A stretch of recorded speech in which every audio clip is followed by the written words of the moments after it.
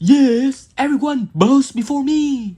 Yes, yes. Yeah, that's definitely a terrible impression of David K. Megatron. But every single time I look at this guy, that's the voice I hear in my head. Yes. And honestly, I don't think there's a better compliment I can give this model. Because the moment I finished building him, I wasn't looking at a purple T-Rex robot mode anymore. I was looking at Beast Wars Megatron. And today, we're also taking a look at his wave mate, Blackarachnia. Because I figures, why make two separate reviews when these two deserve to share the spotlight? So let's see if Yolopark cook, or if this Predacon empire is about to fall apart. So what's up everyone, it's TranKollector again. Today we're checking out the Yolopark AMK Beast Wars Megatron and Blackarachnia model kit. Now, technically they're not really figures, they're model kits. But honestly, they're like 95% action figures that you assemble yourself. The parts snap together, you don't need glue, you don't need paint, and if you really wanted to, you could even take them apart again. So if you never built a model kit before, don't let that scare you away. Now yes, before anyone say it, he does not transform. What kind of transformer that doesn't transform? Well, this kind. Since these are officially licensed model kit, Hasbro and Takara still own the right to transforming toys, so companies like Yolopark focus on making the most screen accurate robot mode possible instead. And honestly, I think that's a trade I'm willing to make, because just look at him. The proportion, the colors, the sculpt, the face.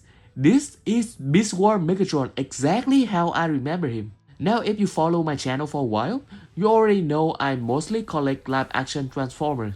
That's still where my heart is. But Beast Wars is one of those shows that I grew up with and still remember very fondly of.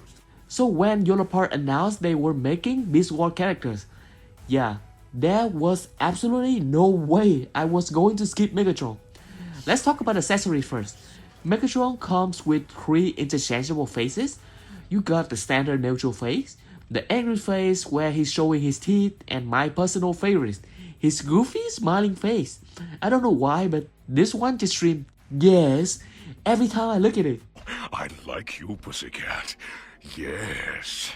He's also come with different hands, including open hands and fists, plus a flat effect for the dinosaur head arm, which already looks awesome. But then, Yolopark decided to include a tooth first. Yes, a freaking tooth first. Apparently, Lord Megatron believes in proper dental hygiene.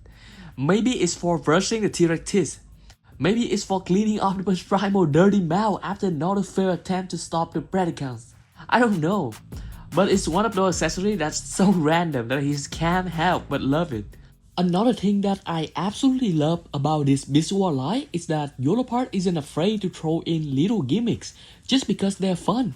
You could have easily stopped at making great looking display pieces, but instead, they added these small interactive features that make you want to pick up the figures again and again. Just like how Optimus Primal has button to deploy his arm blaster and shoulder cannons, Megatron has a hidden button on his back arm that opens and closes the T-Rex mouth.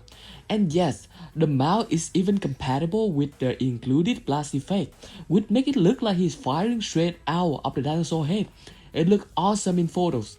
I swear, I could sit here opening and closing his mouth all day. It's just really satisfying. Now, to be fair, the button is a little stiff on my copy. If my hands are even slightly wet, it can be a little difficult to press. Thankfully, you can also just open the mouth manually, and I actually love watching how the upper and lower jaw articulate together. It's such a tiny detail, but it's one of those things that makes the model feel much more alive. Building Megatron was surprisingly relaxing. Honestly, I barely looked at the instruction manual. The assembly is much simpler than Optimus Primal or Dinobot, and everything just went together without much frustration. If you never built one of those before, I actually think Megatron might be the easiest starting point. The packaging has changed quite a bit though. The box are noticeably smaller now.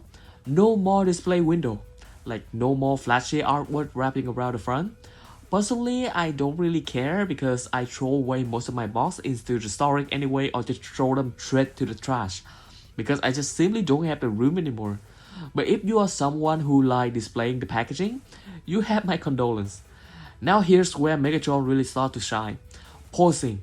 Yes. This guy is ridiculously expressive. Instead of talking about shoulder degree or elbow bends, let's just see what he can actually do. Can he point dramatically? Absolutely.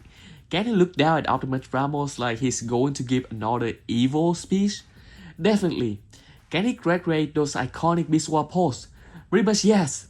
There are few loose joints around the torso on my copy, which is probably my biggest complaint. It's not enough to rule the figures though, but I definitely noticed while posting him. Now let's bring in Blackarachnia. Megatron, am I glad? Oh! And wow, the first thing you notice is just how much smaller she is. She's lighter, she's slimmer. And why she is a little cheaper than Megatron? Like I'm talking about $30 versus $26. Personally, I don't think the price difference is quite enough considering how much less plastic you're getting here. That said, she absolutely nails the character. The sleek silhouette, the head sculpt, the colors, everything about her immediately says Blackarachnia. And just like Megatron, she is incredibly fun to pose. She has a surprising amount of articulation packed into such a small model too. And once you start experimenting with the spider-line pose, she's really come alive. And yeah, she comes with also animated face, but I don't really notice much difference between the 3 additional faces that is come with her. So I just keep the original head with the goggle, which I think look more badass.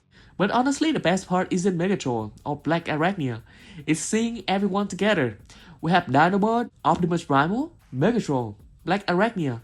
This is already an awesome visual display, and something that genuinely surprised me, the scale actually feels really accurate.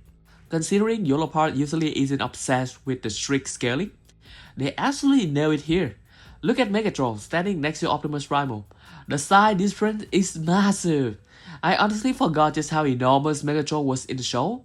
But when you remember, one is a T-Rex, the other one is just a gorilla. Yeah, that's cow checkout. Honestly, I can't wish Yolopark paid this much attention to scaling the live action line too.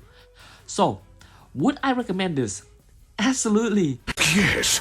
Yes. Megatron is easily my favorite of the two.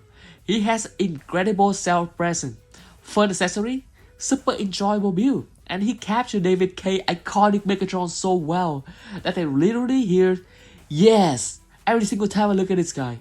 Blackarachnia may be smaller than I expected, but she's still a fantastic companion piece that completes the growing visual lineup. Together with Optimus Primal and Dinobot, this is shaping up to be one of Yolopark's most consistent lines.